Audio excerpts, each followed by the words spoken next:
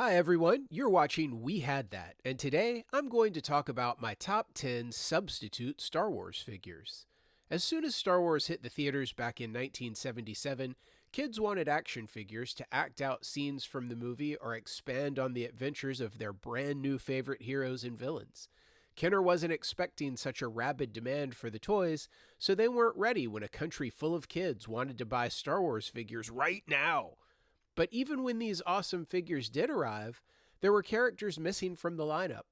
Whether you couldn't find a figure that you wanted in the store, or your parents didn't get it for you, or Kenner just didn't make a figure for the character that you wanted, I'm sure many of us wanted characters from Star Wars as part of our action figure adventures that we simply didn't have.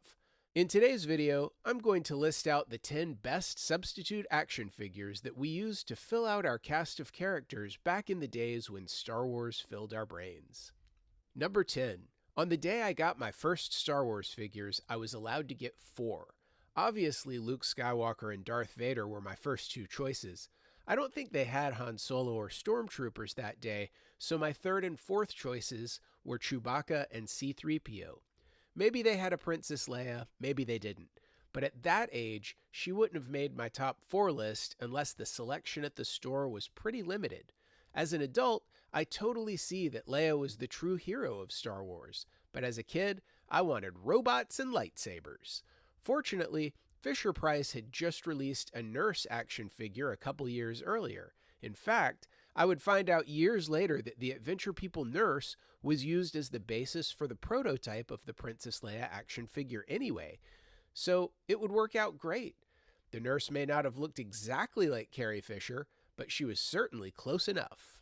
Number 9. One of the standout scenes for me in Star Wars was the Cantina scene. Although I enjoyed that scene and I could easily recall the music thanks to my Star Wars soundtrack on 8-track tape, when I tried to remember the specifics of the scene visually, all of the creatures were kind of a blur. With the second wave of Star Wars figures in 1978, Kenner released 4 creatures from the Cantina, with Greedo arguably being the most prominently featured and easiest for me to remember from the movie. But there were a lot more than 4 aliens in the Cantina. Number 9 on my list isn't as much a substitute for a specific character, but more of a way to fill up the Cantina with just a few more creatures. Although he came out a little bit later, the Beastman figure from the Flash Gordon line seemed to fit right in with the other mysterious Cantina creatures. This blue gorilla-looking dude could make the perfect addition to anyone's Cantina scene. Number 8. Much like Princess Leia, Ben Kenobi wasn't at the top of my list as a kid. That sounds crazy now. I mean, he's the guy who taught Luke about the Force and gave him his first lightsaber. He rode in a land speeder, he used mind control on a stormtrooper, he cut off a guy's arm in the cantina. Come on, he's the guy who fought Darth Vader.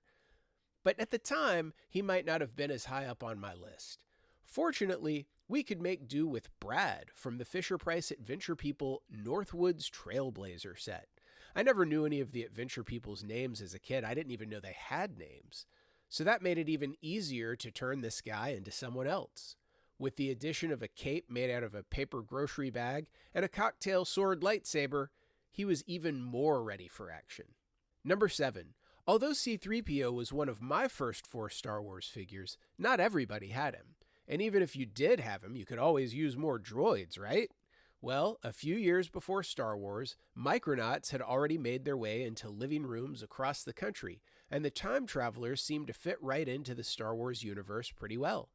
A Micronauts time traveler made a decent substitute if you didn't have that gold droid with the British accent, or the time traveler could give you another opportunity to have some extra droids walking around on the set if the official C-3PO was already in your collection.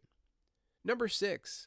Even though, aside from Boba Fett, the bounty hunters in The Empire Strikes Back were only in the movie for less than a minute, they left an impression on many kids who saw them. Before the movie even came out, most kids knew about Boba Fett from the mail-away promotion on the action figure packages, or maybe from the cartoon and the Star Wars Holiday Special. Some of us might even remember a little bit about Bosk, since he was kind of featured in the movie, but only for a few seconds.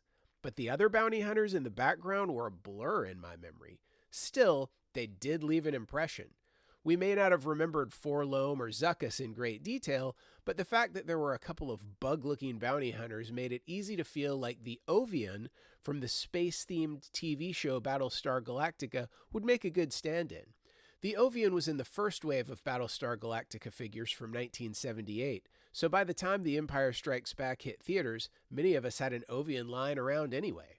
Besides, his green skin and 4 arms left no doubt that he was an alien. Just about any aliens fit right into my Star Wars universe. Number 5. I don't know about you guys, but FX7, the silver droid with all the arms in Empire Strikes Back at the Hoth Echo Base medical room, didn't seem like the best choice of character for an action figure. 21B, the green medical droid from the same scene, wasn't exactly a top-of-my-list character either, but at least he was a humanoid robot, and that felt a little bit cooler. Either way, they were both pretty much just there in that one scene with Luke floating around in that weird medical tank.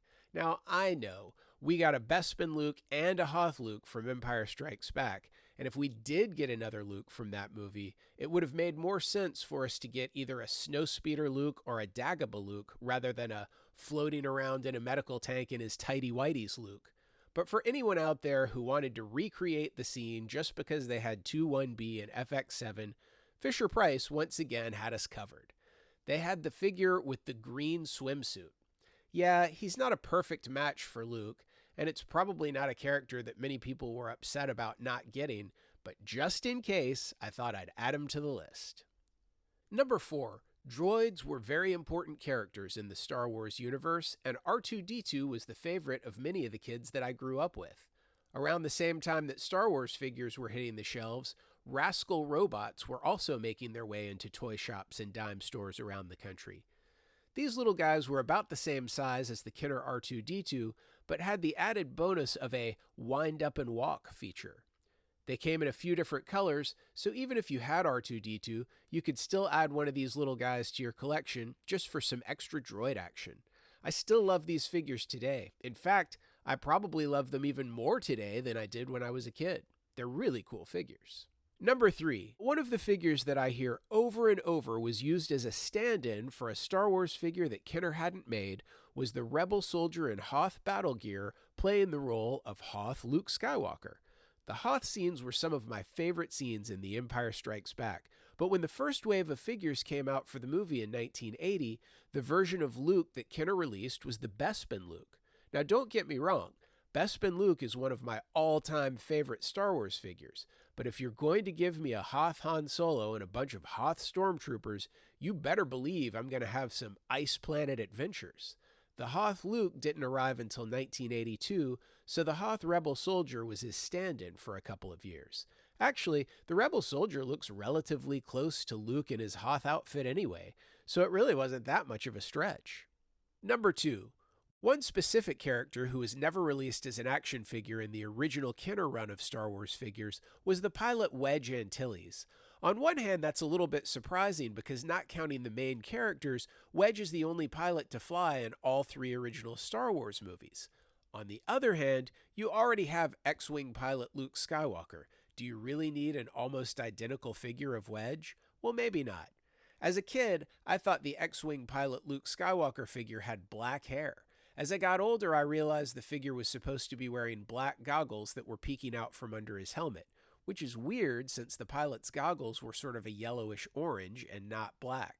To me, the X-Wing Luke figure looks about as much like Wedge as he does like Luke anyway, and since we also had several other Luke Skywalker figures, why not just let Luke Skywalker X-Wing pilot be Wedge?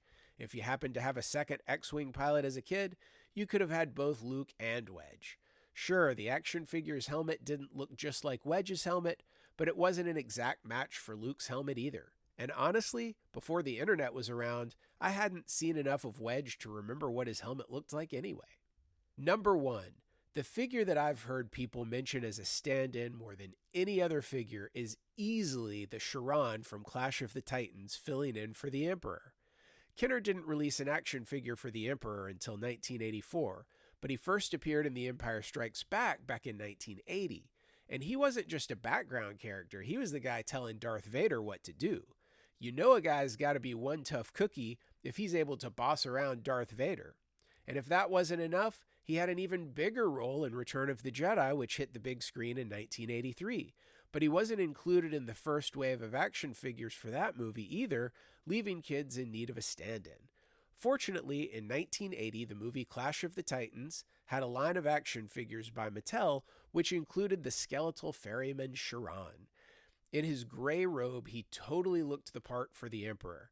I've probably had more people tell me that they used Chiron as the Emperor than all of the other figures on this list combined. Well, that finishes off my list, but what have I left out? When you were a kid, what action figures did you use as substitutes for the figures that you didn't have? Tell me in the comments below. Also, please give this video a thumbs up, and if you have a chance, it would be great if you'd share it on social media. If you enjoy my content, please subscribe to my channel and hit that notifications bell.